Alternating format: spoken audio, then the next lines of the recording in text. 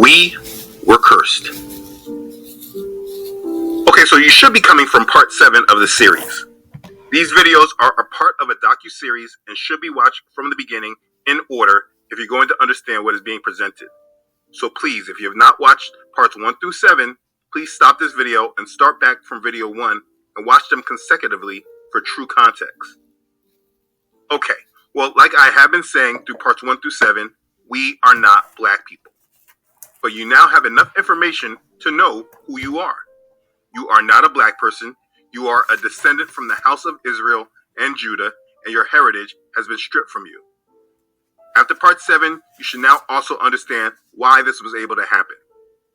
But as I explained, our Father did not just curse you and leave you to figure it out. He explained exactly what he would do long before it was ever done. He gave our people a fair warning, and we did not listen. He also explained what the only sign would be for people to know who his true descendants are. The crazy thing is that the answers are all in the Word. It's all right there for us to know for ourselves if we would just pick up our Bibles and read it. It's right there.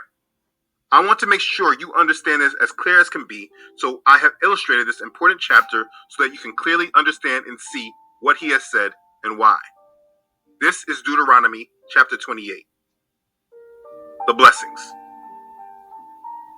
Now it shall come to pass, if you diligently obey the voice of Yahuwah your Elohim, to observe carefully all his commandments, which I command you today, that Yahuwah your Elohim will set you high above all nations of the earth. And all these blessings shall come upon you and overtake you, because you obey the voice of Yahuwah your Elohim. Blessed shall you be in the city, and blessed shall you be in the country. Blessed shall be the fruit of your body, the produce of your ground, and the increase of your herds, the increase of your cattle, and the offspring of your flocks. Blessed shall be your basket and your kneading bowl. Blessed shall you be when you come in, and blessed shall you be when you go out. Yahuwah will cause your enemies who rise against you to be defeated before your face. They shall come out against you one way and flee before you 7 ways. Yahuwah will command a blessing on you in your storehouses and in all to which you set your hand. And he will bless you in the land which Yahuwah your Elohim is giving you. Yahuwah will establish you as a holy people to himself, just as he has sworn to you, if you keep the commandments of Yahuwah your Elohim and walk in his ways. Then all peoples of the earth shall see that you are called by the name of Yahuwah, and they shall be afraid of you. And Yahuwah will grant you plenty of goods in the fruit of your body, in the increase of your livestock, and in the produce of your ground, in the land of which Yahuwah swore to your fathers to give you. Yahuwah will open to you his good treasure, the heavens, to give the rain to your land in its season, and to bless all the work of your hand. You shall lend to many nations, but you shall not borrow. And Yahuwah will make you the head and not the tail. You shall be above only and not be beneath, if you heed the commandments of Yahuwah your Elohim, which I command you today, and are careful to observe them. So you shall not turn aside from any of the words which I command you this day, to the right or the left, to go after other gods to serve them. So let's just stop right there. Verses 1 through 14 of this chapter, Deuteronomy chapter 28, speak of the blessings Israel will receive if they obey Yahweh's commandments. And as we review the history of the Israelites in the Old Testament, we can see some of this fulfilled when King David and King Solomon were kings of Israel. Kings and queens will come afar to hear the wisdom of Solomon, and Israel was blessed with abundance.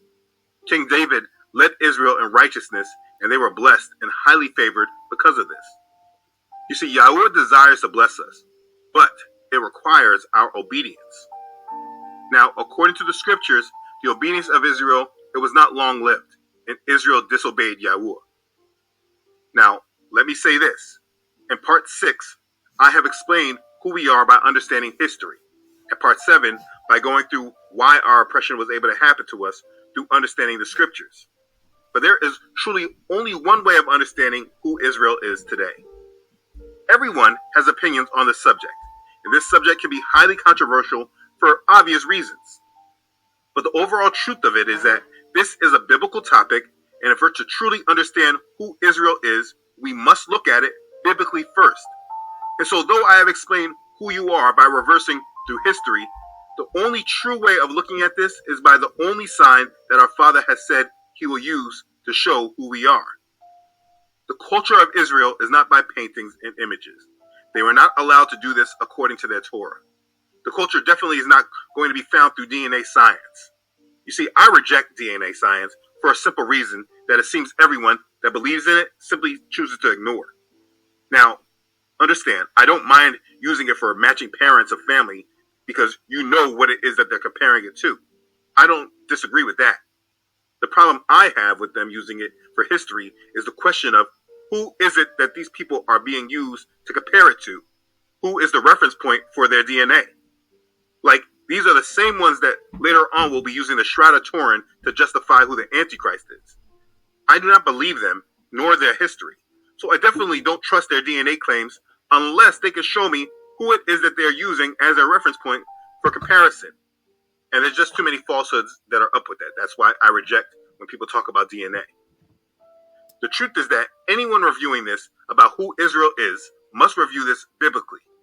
So if our Father has said that there is a sign on his descendants that we would all know them by, this is what we should look to use in order to identify them. And the thing is that you will find that when reviewing this subject, most people in the world today completely ignore this and they use their own rationalizations instead of what was actually written by our Father. They use science created by the enemy, instead of using the actual words our Father has given us. So if he said there will be a sign upon his descendants, for anyone that says that they believe in the Bible, this should be the main sign that they use.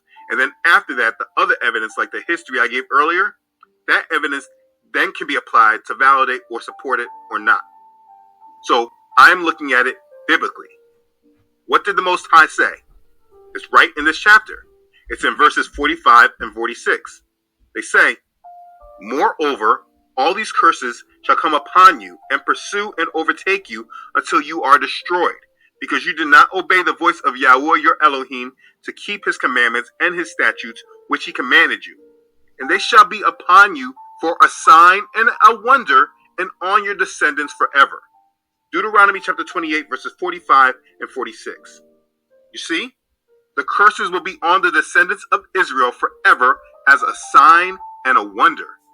You see, he put these curses on them as a sign. So if we're going to look at this subject biblically, we cannot ignore this sign. So what we will do now that we have read through the blessings, let's read through the curses. Verses 15 through 68 explain the consequences of their disobedience. Let's see what he says. To observe carefully all his commandments and his statutes, which I command you today, that all these curses will come upon you and overtake you. Cursed shall you be in the city, and cursed shall you be in the country. Cursed shall be your basket and your kneading bowl. Cursed shall be the fruit of your body and the produce of your land, the increase of your cattle and the offspring of your flocks. Cursed shall you be when you come in, and cursed shall you be when you go out. Yahuwah will send on you cursing, confusion, and rebuke in all that you set your hand to do, until you are destroyed, and until you perish quickly, because of the wickedness of your doings in which you have forsaken me. Yahuwah will make the plague cling to you until he has consumed you from the land which you are going to possess. Yahuwah will strike you with consumption, with fever, with inflammation, with severe burning fever, with the sword, with scorching, and with mildew. They shall pursue you until you perish. And your heavens, which are over your head, shall be bronze, and the earth which is under you shall be iron. Yahuwah will change the rain of your land to powder and dust. From the heaven it shall come down on you until you are destroyed. Yahuwah will cause you to be defeated before your enemies. You shall go out one way against them and flee 7 ways before them. And you shall become troublesome to all the kingdoms of the earth. Your carcasses shall be food for all the birds of the air and the beasts of the earth, and no one shall frighten them away. Yahuwah will strike you with boils of Egypt, with tumors, with the scab, with the itch, from which you cannot be healed. Yahuwah will strike you with madness and blindness and confusion of heart. And you shall grope at noonday, as a blind man gropes in darkness. You shall not prosper in your ways. You shall be only oppressed and plundered continually, and no one shall save you. You shall betroth a wife, but another man shall lie with her. You shall build a house, but you shall not dwell in it. You shall plant a vineyard, but shall not gather its grapes. Your ox shall be slaughtered before your eyes. but you shall not eat of it. Your donkey shall be violently taken away before you, and shall not be restored to you. Your sheep shall be given to your enemies, and you shall have no one to rescue them. Your sons and your daughters shall be given to another people, and your eyes shall look and fail with longing for them all day long, and there shall be no strength in your hand. A nation whom you have not known shall eat the fruit of your land and the produce of your labor, and you shall be only oppressed and crushed continually. So you shall be driven mad because of the sight which your eyes see. Yahuwah will strike you in the knees and on the legs with severe boils which cannot be healed, and from the sole of your foot to the top of your head.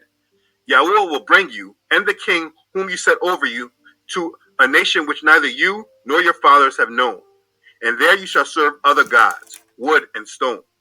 And you shall become an astonishment, a proverb, and a byword among all nations where Yahuwah will drive you. You shall carry much seed out to the field, but gather little in, for the locust shall consume it.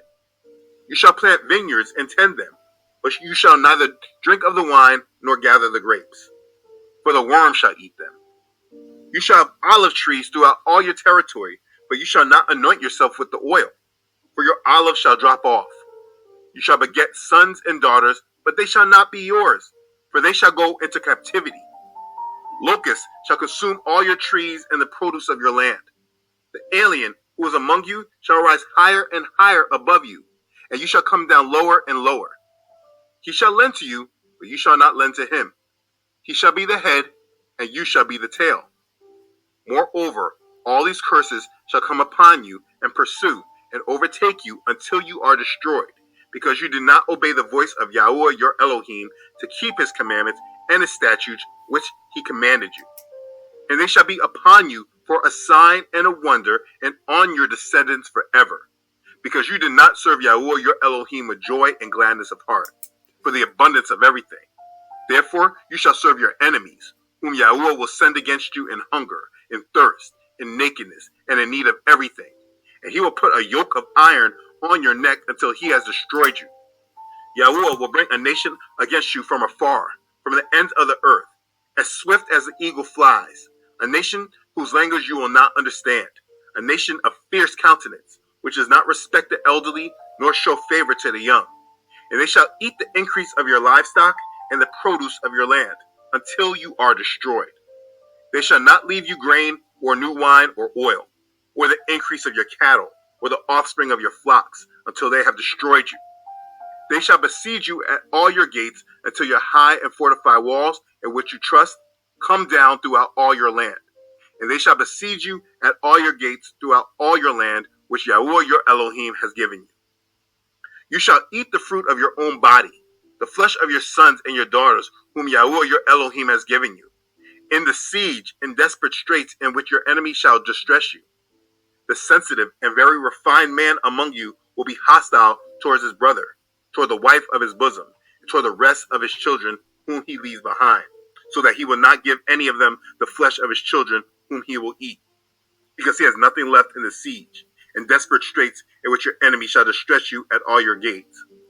The tender and delicate woman among you, who would not venture to set the sole of her foot on the ground because of her delicateness and sensitivity, will refuse to the husband of her bosom, and to her son and her daughter, her placenta which comes out from between her feet, and her children whom she bears. For she will eat them secretly for lack of everything in the siege and desperate straits in which your enemy shall distress you at all your gates. If you do not carefully observe all the words of this law that are written in this book, that you may fear this glorious and awesome name, Yahuwah, your Elohim, then Yahuwah will bring upon you and your descendants extraordinary plagues, great and prolonged plagues, and serious and prolonged sickness. Moreover, he will bring back on you all the diseases of Egypt, of which you were afraid, and they shall cling to you. Also, every sickness and every plague which is not written in this book of the law will Yahuwah bring upon you until you are destroyed. You shall be left few in number, whereas you are as the stars of heaven in multitude, because you will not obey the voice of Yahuwah your Elohim. And it shall be that just as Yahuwah rejoiced over you to do you good and multiply you, so Yahuwah will rejoice over you to destroy you and bring you to nothing. And you shall be plucked off from the land which you go to possess. Then Yahweh will scatter you among all peoples, from one end of the earth to the other, and there you shall serve other gods, which neither you nor your fathers have known, wood and stone. And among those nations you shall find no rest, nor shall the sole of your foot have a resting place. But there Yahweh will give you a trembling heart, failing eyes, and anguish of soul.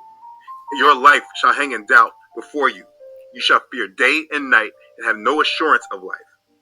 In the morning you shall say, "Oh, it were evening." In the evening you shall say, "Oh, that it were morning," because of the fear which terrifies your heart, and because of the sight which your eyes see. And Yahweh will take you back to Egypt in ships, by the way of which I said to you, you shall never see it again. And there you shall be offered for sale to your enemies as male and female slaves, but no one will buy you.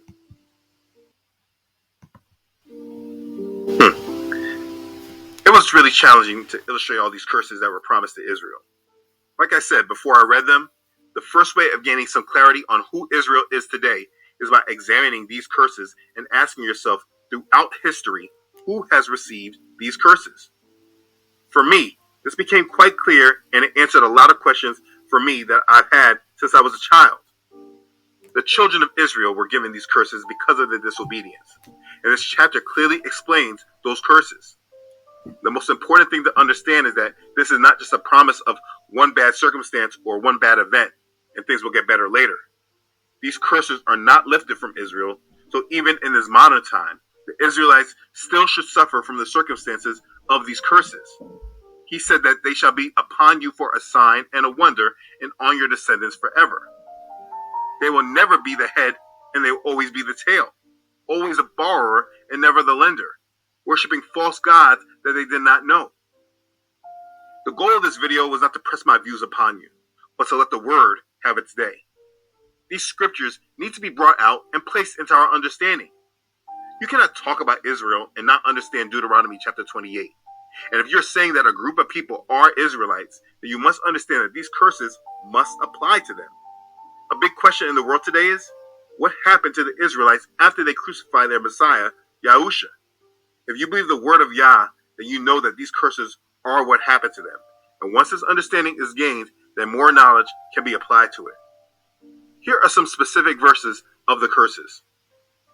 Verse 25, Israel shall become troublesome to all the kingdoms of the earth. Verse 28, Yahweh will strike Israel with madness and blindness and confusion of heart. Verse 29, Israel shall be only oppressed and plundered continually, and no one shall save her. Verse 30, Israelites shall betroth the wife, that means marry, but another man shall lie with her. They shall build a house, but they shall not dwell in it. They shall plant a vineyard, but not gather its grapes.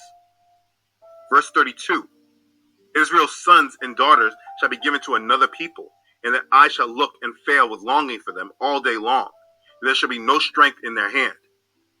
Verse 33, a nation whom Israel has not known shall eat the fruit of his land and the produce of his labor, and Israel shall be only oppressed and crushed continually. So shall she be driven mad because of the sight which her eyes see. Verses 36 and 37, Yahweh will bring Israel and the king whom Israel sets over her to a nation which neither she nor her fathers have known, and there Israel shall serve other gods, wood and stone. And Israel shall become an astonishment, a proverb, and a byword among all nations where Yahweh will drive her.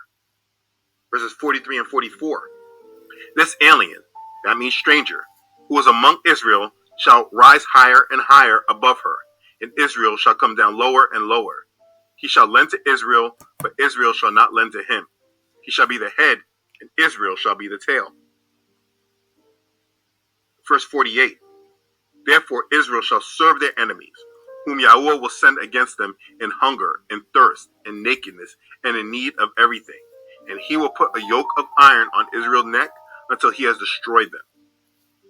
Verse 49 and 50, Yahweh will bring a nation against Israel from afar, from the end of the earth, as swift as the eagle flies, a nation whose language Israel will not understand, a nation of fierce countenance, which does not respect the elderly, nor show favor to the young.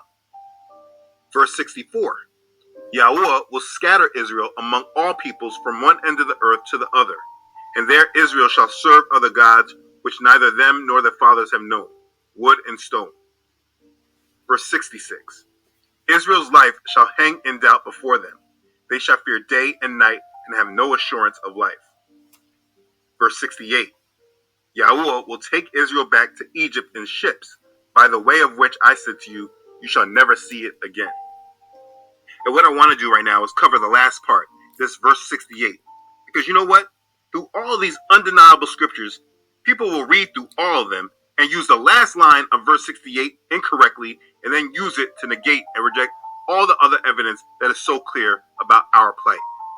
Verse 68 says, and there you shall be offered for sale to your enemies as male and female slaves, but no one will buy you. And people use this scripture in the most ignorant way in order to say that, hey, see, that's why it can't be you, because people obviously bought you as slaves. And it said no one will buy you. The hypocrisy being that because we were slaves, and it matches all the other curses that he said would happen to us, because they say that no one will buy us, this means that this was not us. The hypocrisy and ignorance in this is astounding, that people actually use the other curses to justify why this cannot be us, instead of really trying to understand what it is this verse might be saying, because it should be clear that there is a misunderstanding. When he says, and there you shall be offered for sale to your enemies as male and female slaves, but no one will buy you, this is not about slave masters buying us. He explained this in terms of not having hope, meaning no one will buy us and save us from our enemies. When this statement is made, but no one will buy you, it means redeem you or buy you back. Please understand that the curses speak of us being slaves and serving our enemies. You can obviously read through them all, so he's not contradicting himself. The only hope of being set free out of this situation is another person buying you and giving you freedom. According to the National Humanities Center, when dealing with the subject of emancipation, they wrote this: opportunities for most enslaved African Americans to attain freedom were few to none. Some were freed by their owners to honor a pledge, to grant a reward, or, before the 1700s, to fulfill a servitude agreement. A few were bought by Quakers, Methodists, and religious activists for the sole purpose of freeing them, a practice soon banned in the southern states. Many ran away to free territory, and some of these fugitives succeeded in avoiding capture and forced to the south. You see, it said the opportunities for most enslaved Hebrews to attain freedom were few to none. And even if some did try, the practice was banned shortly after. As Yahuwah said, they will be offered to sale by our enemies, and no one would buy us. There would be no hope. If you were to apply it the way people want to use it, that's not a curse. If you understood it that there you should be offered for sale to your enemies as male and female slaves, but no one will buy you. If our enemies did not buy us as slaves, that's not a curse. That's a blessing. People use these verses falsely and then hold up their application of it in pride. It's absolutely ridiculous. When it says no one will buy you, it's speaking of redeem you or buy you back. Understand that. Anyways, again, I'm going to repeat verse 46. And they shall be upon you for a sign and a wonder, and on your descendants forever. I went back to that verse because it clearly shows that these curses are a sign on the descendants of Israel forever. It's not leaving. So this understanding can take us very far in an awakening from certain lies that we've been told and truth that has been held back from us. If you're trying to understand truth, these curses must be placed in with your analysis. When understanding Israel, these scriptures can never be ignored. If you believe in his word and that it never comes back void, these scriptures must be taken into your analysis. For me personally, as I reviewed these scriptures and then looked into history, it became quite obvious to me that there is only one group of people throughout history that all these curses can be applied to. The children of Israel are scattered all over the world, and they have the same problems no matter where they are. Look in America and in the Caribbean, in South America, and review those who have been taken as slaves and were severely oppressed and still suffer through to this day. Look in the UK and in Europe. Go down to South Africa and review the history of the oppressed. Try to look up the history of the slaves that were taken for the transatlantic slave trade. In mainstream history, there's not much history given of these people before they were taken as slaves. Their history was taken and destroyed, and most of it was not taught to us in schools. I mean, how many of you knew of the Songhai Empire or the Zhou dynasty of the Hebrew kings of Ghana? You see, there are reasons for this lack of understanding. The Israelites are under the curses to this day. This is not just the oppressor's fault, though they are obviously not blameless, but the fault is on our forefathers. You see, the Hebrews that descended from the transatlantic slave trade, they try to latch on to others' cultures because we don't have an identity of our own. We forsake our true Elohim and believe in others like the Egyptian gods, Ra and Horus. We forsake our own history, looking at it as fiction, believing our oppressors' lies. This is all because of the curses. And now that many of Israel are waking up, those that are awakened, instead of submitting willfully to our Creator, they want to use our blood as an idol, and this should not be done as well. The only hope for Israel, along with the rest of the world, is to surrender to the will of Yahuwah and preach the Messiah to the lost world. This information is not given to place one group of people above another. It's not to make others feel less important. It's only given to provide truth on a subject that's not spoken about, but has everything to do with our future. So, I will stop here. You see, I know racism and spiritual wickedness will make many deny this truth and speak against this video because of the conclusions drawn. But this video was not meant for them. This video is not to bring division, but clarity. There should be an understanding that the hatred that was upon the Hebrew slaves in America was because of the devil and his hatred of Yahuwah. People didn't hate these Hebrews because of their skin color. That's deception. People hated these Hebrew people because of spiritual wickedness and rebellion against Yahuwah, while ironically at the same time professing love for him. Racism, hatred against another person solely because of the color of the skin, this is caused from demonic forces. It is a spiritual thing, not something that is just mental. These scriptures should bring clarity to those who need it in these last days, and that has been my assignment. To bring the word of Yahuwah to ears that are ready to receive it, and if that is you, I hope this opens your eyes, ears, and mind to things that may have been hidden. There is a next part of this understanding, and it goes together with these curses. You see, our Father has prophesied that he will scatter his children across the four corners of the earth. This is often ignored and not realized. And as we discuss who we are, I want to make sure that this is truly highlighted and revealed to you. So we will continue on and explain this in the next part of this series. Right now, many of you watching are the dry bones, and it is time that you are awakened. And this series is trying to do just that. So now that you understand who you are a descendant from the house of Israel and Judah, and your life has been cursed because of the rebellion of you and your ancestors. Please continue on to the next part and allow me to explain to you how this has truly manifested in the world through his promise of scattering us. I hope by now you have made it this far in the series. It has at least got you thinking. Right now, many of you are the dry bones, and as Ezekiel 37 verse 11 says, you may believe your hope is lost, and you yourselves are cut off. But I am here to show you the complete opposite is true. Your hope is not lost, and you yourselves are not cut off, if you just awaken and be who you truly are. So I will show you. Click the link to the next video, and let's talk some more.